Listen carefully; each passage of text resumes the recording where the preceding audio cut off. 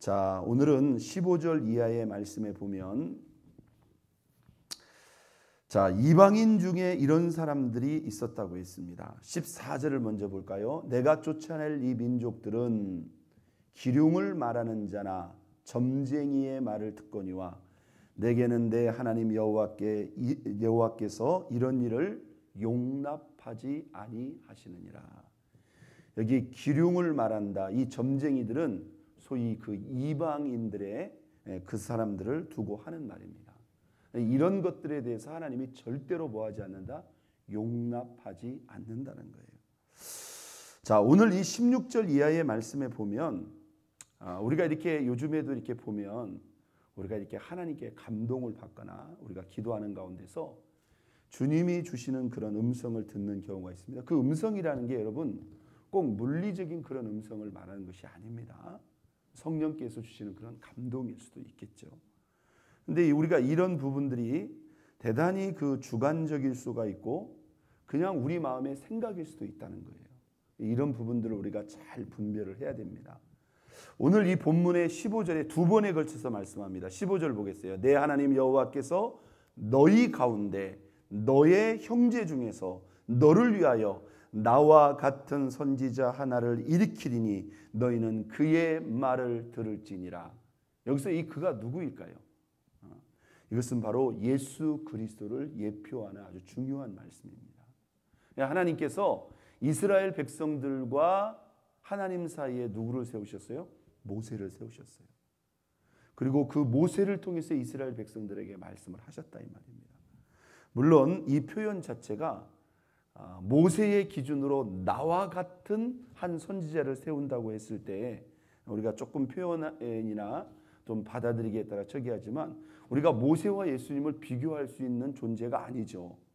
그런데 하나님의 음성을 받고 전달함에 있어서 모세와 같이 하나님께서 여기 이 본문에 보면 너희 가운데 너의 형제 중에서 너를 위하여 나와 같은 선지자 하나를 일으킬 것이다. 자, 이 똑같은 표현, 그런데 이러한 제목을 가지고 모세가 하나님께 구했다는 거예요.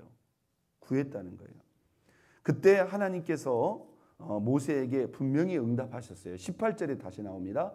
내가 그들의 형제 중에서 너와 같은 선지자 하나를 그들을 위하여 일으키고 내 말을 그 입에 두리니 내가 그에게 명령하는 것을 그가 무리에게 다 말하리라. 할렐루야. 사실 하나님께서 이 모세를 통해서 많은 말씀을 하셨죠. 수많은 율법의 말씀을 하셨고 뭐 성막에 관한 거나 절기에 관한 것을 모세가 다 듣고 말씀을 했습니다. 그러니까 우리가 천지창조의 사건을 누가 받겠어요? 여러분 모세가 받겠어요? 하나님이 모세에게 그 천지창조에 관한 그 모든 것들을 다 말씀으로 주신 거예요. 믿습니까? 다 주신 거예요. 자, 이렇게 모세를 통해서 이스라엘 백성들에게 말씀하셨듯이 마지막 때에 물론 지금으로부터 2000년 전이지만 하나님의 아들 예수 그리스도께서 이 땅에 직접 내려오셔서 하나님이 저와 여러분에게 하시고 싶은 모든 말씀을 받아서 직접 이 땅 위에 내려오셔서 우리에게 말씀하셨고 그 말씀이 기록되어 지금 저와 여러분에게 있는 것입니다. 믿습니까? 자, 우리가 오늘 이 본문에 보면은 이제 이런 계획, 이런 예표되는 말씀을 하시고요. 또 이런 말씀을 하십니다. 19절 보겠어요. 누구든지 내 이름으로 전하는 내 말을 듣지 아니하는 자 내게 벌을 받을 것이다. 여러분 예수님이 말씀하셨지만 그 말씀은 누구의 말씀이에요? 곧 하나님의 말씀이다 이 말이에요. 하나님이 그 예수님을 통해서 말씀하시는 그 말씀을 듣지 않는 자는 벌을 받을 것이다 이렇게 말을 합니다. 또 20절 말씀 보겠어요. 만일 어떤 선지자가 내가 전하라고 명령하지 아니한 말을 제 마음으로 내 이름으로 전하든지 다른 신들의 이름으로 말하면 그 선지자는 뭐 할 것이다? 죽임을 당할 것이다. 잘 보세요. 어떤 선지자가 있어요. 그런데 하나님이 전하라고도 하지도 않았는데 자기 마음대로 그 말을 전한단 말이에요. 만약에 다른 신의 이름으로 전한다면 우리가 분별하기 쉽겠죠. 그렇죠. 아이고 저것은 뭐 잘못돼도 한참 잘못됐네. 그런데 하나님의 이름을 이야기하면서 내가 하나님께 이런 메시지, 이런 말씀을 받았다고 하면서 이 말을 전한단 말이에요. 그러면 본인이 들었다는데 우리가 그 속에 들어갈 수도 없고 이걸 우리가 혼란이 가져올 수 있어요. 여러분 실제로 이런 성령의 은사나 이런 은혜가 지금도 있을까요, 없을까요? 지금도 있어요. 있지만 문제는 우리가 이것을 잘 분별을 해야 됩니다. 간혹 우리 이제 글쎄요, 내가 이 동네는 어쩐지는 잘 모르겠는데 예전에도 이렇게 목회를 하다 보면은 누가 무슨 음성을 듣고 무슨 예언을 한다고 그러면은 그냥 혹해가지고 이걸 분별도 하지도 않고 그냥 막 따라다니는 사람이 있어요. 그런데 우리가 여기서 주의해야 될 게 두 가지가 있습니다. 자, 양극단이 있어요. 무슨 그런 사람만 있으면 그냥 무조건 그냥 쫓아다니는 이것도 문제가 될 수가 있고요. 또 아예 그런 은혜 자체를 그런 세계 자체를 완전히 인정하지 않고 거부하는 사람이 있어요. 소위 신학자들 중에서도. 그런데 여러분 이것은 양극단적으로 다 잘못된 거예요. 자, 그런 은혜가 있을 수 있어요, 없어요? 있을 수 있어요. 그러나 그런 은혜조차도 우리는 하나님의 말씀보다 앞설 수는 없는 겁니다. 여러분 이걸 우리가 분명히 해야 돼요. 여러분 하나님이 우리에게 하시고 싶은 말씀의 대부분은 사실 어디에 기록되어 있을까요? 성경에 대부분 기록됐어요. 여러분 예수님이 개인적으로 여러분들을 찾아온다고 칩시다. 그러면 그 예수님이 성경에 없는 다른 말씀들을 물론 여러분에게 개인적인 말씀도 하시겠지만 사실 대부분은 다 어디가 있어요? 성경에 대부분 다 기록되어 있어요. 그런데 이런 분들이 있어요. 성경을 덮어놓고 성경에는 별로 관심이 없어. 자꾸 무언가를 듣고 무언가를 직접적으로 듣는 것에만 자꾸 치우치면 이게 문제가 올 수가 있는 거다 이 말이에요. 그러니까 여러분 기본적으로 여기 너희 형제들 중에 하나님이 나와 같은 선지자를 세워서 하나님이 우리에게 하시고 싶은 말을 다 말한다고 했어요. 이것은 하나님이 때가 되면 그 아들 예수님을 직접 보내서 하나님이 우리에게 원하는 말씀을 다 하신다 이 말이에요. 그러니까 여러분 우리는 기본적으로 여러분 오늘 이 새벽에 저와 여러분들이 같이 봉독한 이 하나님의 말씀이 하나님의 음성이에요, 음성이 아니에요? 왜 이렇게 자신이 없어요? 하나님의 음성이 아니에요. 이건 100% 하나님의 음성이에요. 믿으시면 아멘? 100% 하나님의 음성이에요. 그러니까 여러분들 우리가 성경을 통해서 주의 음성을 듣는 은혜가 저와 여러분에게 있어야 됩니다. 믿습니까?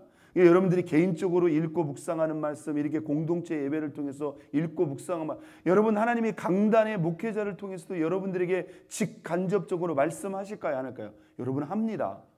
성령의 교통하심은 진리의 영이시기 때문에 여러분이 이 교회에 소속된 목회자고 저는 여러분들을 위해서 이 말씀을 준비했기 때문에 강단의 메시지를 통해서도 하나님은 수시로 여러분들에게 직간접적으로 말씀합니다. 믿으시면 아멘.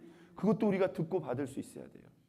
그런데 이 모든 걸 다 제껴놓고 나는 하나님하고 따로 얘기를 한다고 그냥 하나님 앞에 무조건 개인적으로 받으려고 한다면 이게 극단적으로 치우치는 거다 이 말이에요. 또 만약에 어떤 사람이 하나님의 음성을 듣고 받는다고 한다면 우리가 그것은 잘 분별을 해야 됩니다. 무슨 말씀인지 아셨죠? 잘 분별. 그 세계, 그런 은혜 자체를 우리가 완전히 부인하는 것도 극단적인 거겠지만 그런 은혜가, 그런 은사가 있다고 한다면 그 은혜와 은사에 합당한 그의 신앙이나 인격이나 삶의 열매가 있어야 돼요? 없어야 돼요? 있어야 돼요. 근데 문제는 뭐냐면 그걸 우리가 전혀 분별할 수 있는 객관적인 게 전혀 없다면 여러분 그것은 조심해야 된다 이 말이에요.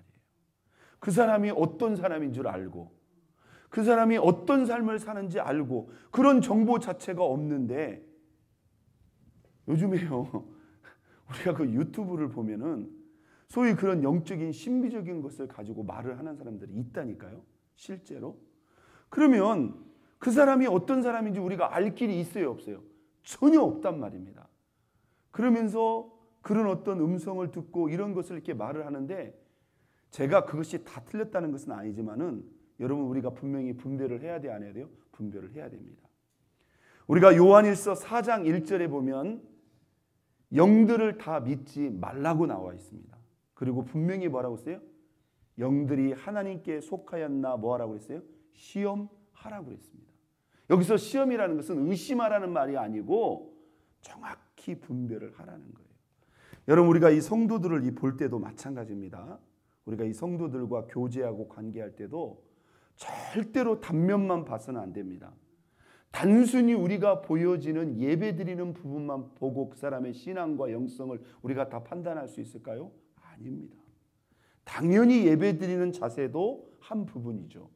예배드리는 자세가 불량한데 그게 신앙이 있다고는 말할 수는 없는 거예요. 그러나 그것만으로 전부 알 수 있을까요? 아니에요.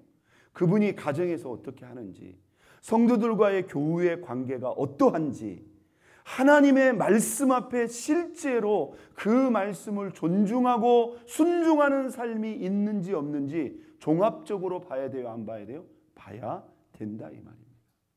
믿습니까? 그래서 우리가 분별력이 필요하다는 거예요. 자, 오늘 이 본문에도 이렇게 나옵니다. 자, 22절 보겠어요.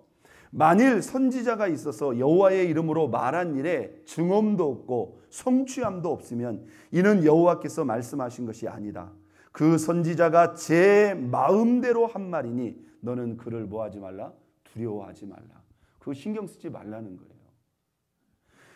그 사람의 말한 일에 증언도 없다, 성취함도 없다는 말은 무슨 말입니까? 무슨 하나님의 음성을 듣고 뭐 하나님의 말씀을 하는데 전혀 삶과 맞아요, 안 맞아요? 안 맞아요. 그러면 이것은 문제가 있는 거다 이 말이에요. 자기 마음대로 그런 흉내를 내는 사람들이 있어요, 간혹.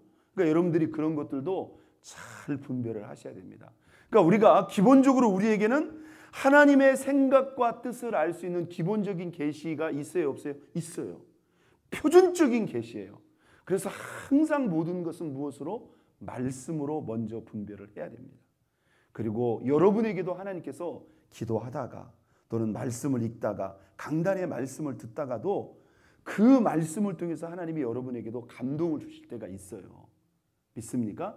그걸 우리가 말씀으로 잘 분별해서 우리가 하나님이 주시는 그 음성을 우리가 잘 분별해서 그분의 뜻을 잘 분별하고 주님이 우리에게 바라시고 원하신가를 잘 분별해서 그 말씀대로 믿고 순종하고 행하는 저와 여러분 모두가 될 수 있기를 예수 그리스도의 이름으로 축원드립니다. 우리 이 시간 다 같이 주여 세 번 부르고 통성합심 기도합니다. 하나님,